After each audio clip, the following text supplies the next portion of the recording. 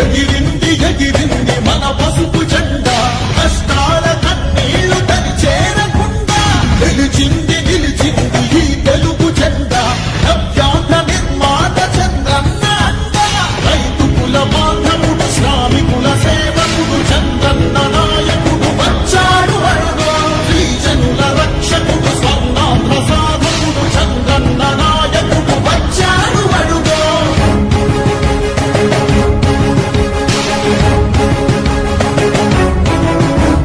సుజలం సుఫలం మా తెలుగు దేశం సుజలం సుఫలం మన తెలుగు దేశం